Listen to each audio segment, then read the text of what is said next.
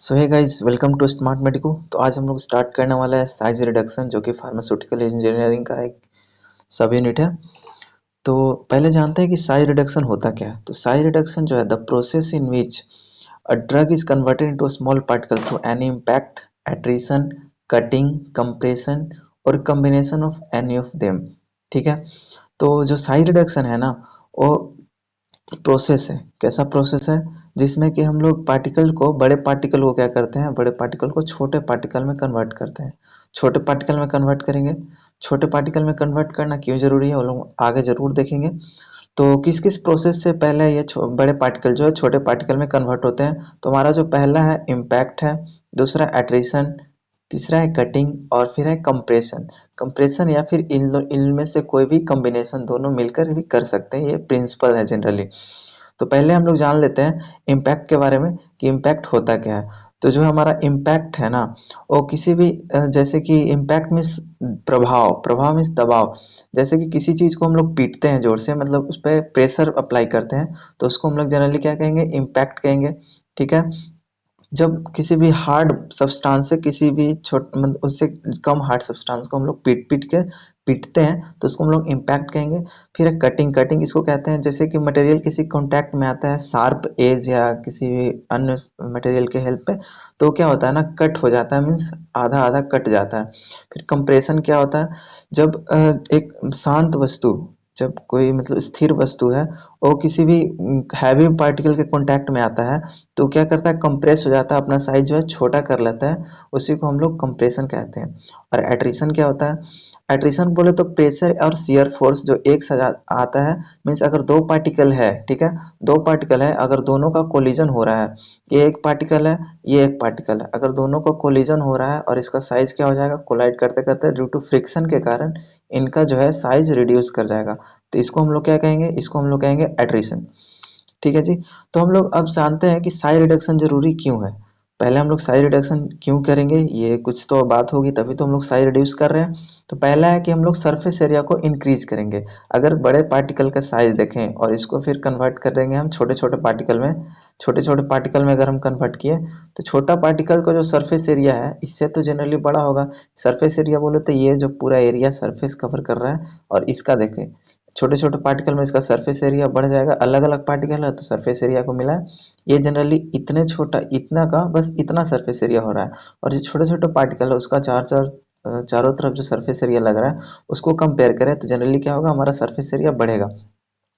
अगर हमारा surface area बढ़ गया, मीन सरफेस एरिया बढ़ गया, छोटा छोटा पार्टिकल में कन्वर्ट हो जाएगा, तो क्या होगा, हमारा बॉडी में आसानी से एब्जॉर्ब हो जाएगा। एब्जॉर्प्शन क्या हो जाएगा, बढ़ जाएगा इसका। ठीक है। फिर एब्जॉर्प्शन अगर बढ़ जाएगा तो हम लोग जो अगर और देखें आसानी से हमारा बॉडी में क्या होगा, एब्जॉर्ब हो जाएगा। और बायो अवेलेबिलिटी इसकी बढ़ जाएगी, मीन्स हम जो ड्रग खाएंगे उसका जो फार्माकोलॉजिकल एक्शन है वो भी हमारा बढ़ जाएगा। और क्या, और क्यों करेंगे, क्योंकि इजी इन मिक्सिंग होता है। इजी इन मिक्सिंग बोले तो हम अगर छोटे छोटे पार्टिकल्स को मिक्स करें, छोटे छोटे पार्टिकल्स को अगर हम मिक्स करें, तो ये आसानी से क्या हो जाएगा ना, मिक्स हो जाएंगे। वहीं पे अगर बड़े पार्टिकल को अगर हम मिक्स करते हैं, बड़े पार्टिकल आसानी से मिक्स नहीं होते हैं। ठीक है। तो आसान हो जाएगा मिक्सिंग करने में। और हमारा एनर्जी भी क्या होगा, कम लगेगा मिक्स करने में। इसमें एनर्जी क्या है, आसानी से ग्लास रख लेंगे और छोटे छोटे अपने लैब में किया होगा परफॉर्म, तो आसानी से क्या होता है, मिक्स हो जाता है। और हमारा बॉडी में क्या आसानी से एब्जॉर्ब हो जाएगा, हमारा बॉडी में यूज हो जाएगा। ऑब्जेक्टिव देखते हैं अगर हम, तो ऑब्जेक्टिव की बात करें, साइज रिडक्शन जो है हमारा ऑब्जेक्टिव बोले तो क्यों करेंगे, जैसे साइज रिडक्शन अगर करते हैं तो सरफेस एरिया का होता है उसका बढ़ जाता है। फिर है फार्मास्यूटिकल कैप्सूल्स बनाने में उसका यूज होता है। अगर सरफेस एरिया बढ़ेगा, साइज रिड्यूस होगा। साइज, बड़े पार्टिकल तो हम ले नहीं सकते अपना बॉडी में, तो छोटे छोटे पार्टिकल क्या करते हैं, हम अपना बॉडी में लेते हैं और आसानी से हमको फार्माकोलॉजिकल एक्शन मिल जाता है। फार्मास्यूटिकल कैप्सूल बनाने में इनसफलेशन, इनसफलेशन जैसे कि पाउडर जो है हम डायरेक्टली लंग्स में इनहेल करते हैं इनहेलर के थ्रू, तो वो जो है वैसे पार्टिकल्स बहुत फाइन पार्टिकल्स होते हैं, तो बहुत फाइन पार्टिकल्स को बनाने में क्या करता है, वो हेल्प करता है। ठीक है। और सपोजिटरीज हो गए और आइंटमेंट्स हो गए, जो कि है उसका जो है साइज है कितना चाहिए, हमारा 60 mm साइज चाहिए, मीन्स बहुत फाइन पार्टिकल्स चाहिए इसको बनाने के लिए। तो साइज रिडक्शन क्या है, जरूरी है, क्योंकि जनरली इतना कम साइज में हमारा पार्टिकल जो है एग्जिस्ट नहीं करते। और हमारा बॉडी में जाएगा तो आसानी से थेरेप्यूटिक इफेक्टिवनेस देगा किसी ड्रग का। ठीक है। अपना पार्टिकल साइज रिड्यूस होगा तो उसका बायोअवेलेबिलिटी क्या होगा, बायोअवेलेबिलिटी बढ़ जाएगा। और size reduction produce particles in narrow size range, बहुत नैरो साइज रेंज में आता है, बहुत छोटा साइज में रहता है, जिससे कि हमारा मिक्सिंग आसान हो जाता है, ठीक है, ईजी हो जाता है। और हमारे क्या होता है, अगर शिप से अगर हम क्रॉस कराएंगे, शिप से अगर हम क्रॉस कराएंगे तो क्या होगा, बहुत फाइन फाइन पार्टिकल्स आ जाएंगे, हमारा बहुत फाइन फाइन पार्टिकल्स आ जाएंगे इसके अंदर, ठीक है। फिर फार्मास्यूटिकल सस्पेंशन बनाने में, सस्पेंशन क्या किसको कहते हैं, जब सस्पेंशन कहेंगे जब किसी सॉलिड को एक बहुत फाइन पार्टिकल्स ऑफ सॉलिड जो होता है हमारा सस्पेंडेड रहता है हमारे लिक्विड में, तो उसको सस्पेंशन कहेंगे। वो बहुत फाइन पार्टिकल साइज चाहिए तो उसको बनाने में भी हेल्प होता है, और जो कि रेट ऑफ सेडिमेंटेशन क्या करता है, बढ़ा देता है, घटा सॉरी, रेट ऑफ सेडिमेंटेशन अगर बहुत फाइन पार्टिकल्स है, ठीक है, बहुत फाइन पार्टिकल्स है तो आसानी से सेडिमेंट करेगा क्या, आसानी से तो नीचे आएगा नहीं। अगर हम एक जगह नमक और पानी ले लें और एक जगह वहीं पे अगर हम सैंड ले लें, ठीक है, यहाँ पे हम सैंड लेते हैं और यहाँ पे हम क्या लेते हैं, नमक और पानी लेते हैं, तो ये जो इसका पार्टिकल थोड़ा जनरली बड़ा होता है, तो ये आसानी से सैंड वाला क्या है पार्टिकल यहाँ पे आसानी से आ जाएगा, यहाँ पे जम जाएगा, ठीक है। लेकिन ये जो नमक है हमारा, ये सस्पेंडेड रहेगा, हमारा चारों तरफ यहाँ पे सस्पेंडेड रहेगा, इसको बनाने में यूज होता है। फिर देखते हैं व्हाट क्या फैक्टर है साइज रिडक्शन में, रुकावट क्या क्या है, कौन कौन सा फैक्टर है जो कि अफेक्ट करता है हमारा साइज रिडक्शन का। तो पहला देखते हैं हम टफनेस। तो पहले जानते हैं कि अगर हम टफनेस की अगर हम बात करते हैं तो जो टफ पार्टिकल होते हैं उनको साइज रिडक्शन करने में हमें बहुत सी प्रॉब्लम आती है। जैसे कि अगर हम बात करें, एक रबर है और एक चौक है, ठीक है, तो रबर को तोड़ने में आसानी होता है या चौक को तोड़ने में आसानी होता है, तो ऑब्वियस सी बात है कि हमारा चौक जो है आसानी से टूट जाता है क्योंकि वो टफ पार्टिकल नहीं है, ठीक है। वहीं पे रबर को तोड़ने में हमको हार्ड होता है क्योंकि वो टफ पार्टिकल, इसीलिए हमको आसानी से वो तोड़ हम लोग नहीं पाते, ठीक है जी। फिर टफनेस हो गया हमारा, हार्डनेस हो गया। फिर हम स्टिकीनेस की अगर हम बात करते हैं तो स्टिकीनेस की जैसे बात करें कि सब्सटेंस अगर कोई स्टिकी है तो उसको साइज रिड्यूस करने में बहुत प्रॉब्लम आएंगी, क्योंकि जो है ना वो मेश नंबर या फिर जो हमारा मैसेज है, सीव है, चलनी है, या फिर जो हम जिससे हम साइज रिड्यूस कर रहे हैं, जिस मिल से हम साइज रिड्यूस कर रहे हैं वो उसमें जाकर स्टिक हो जाएगा, वो चिपक जाएगा। फिर वहीं पे अगर हम लोग स्टिकनेस हो गया, ठीक है जी।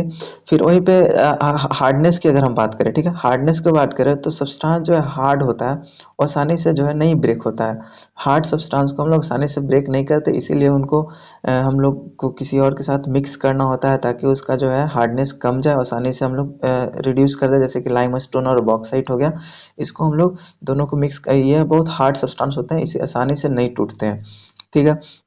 फिर अगर हम लोग मटेरियल स्ट्रक्चर की बात करें तो मटेरियल स्ट्रक्चर की जैसे अगर बात करें तो मटेरियल डिफरेंट डिफरेंट स्ट्रक्चर में कभी कभी एग्जिस्ट करती है, ठीक है, तो उसको हम लोग आसानी से फैक्ट साइज रिडक्शन में हम लोग यूनिफॉर्मिटी, जिसके कारण हम लोग को यूनिफॉर्म पार्टिकल्स नहीं मिलेंगे। अगर यूनिफॉर्म पार्टिकल्स नहीं मिलेंगे तो हम लोग का साइज रिडक्शन अच्छे से नहीं होगा, ठीक है। मॉइस्चर कंटेंट की अगर बात करें तो ये बहुत सारी क्वालिटी पे भी डिपेंड करे, जैसे कि हार्डनेस हो गया, टफनेस हो गया, विस्कोसिटी हो गया, ठीक है, और मॉइस्चर कंटेंट पे जनरली ये फैक्टर अफेक्ट करता है।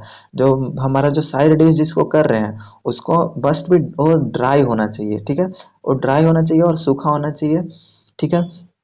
अगर वो उसका मॉइस्चर कंटेंट 5% से कम है तो और 50% मॉइस्चर रिक्वायर्ड होता है फॉर वेट मिलिंग के लिए, ठीक है। अगर हमारा ज़्यादा मॉइस्चर, अगर मॉइस्चर ज़्यादा लेगा तो जो है एब्रेसिव नेचर का हो जाएगा, जिसके कारण हम साइज रिडक्शन में बहुत सी प्रॉब्लम आएगी। स्लिपरीनेस देखें तो ये जो है स्टिकनेस का जस्ट उल्टा है, it is inverse of stickiness, ठीक है।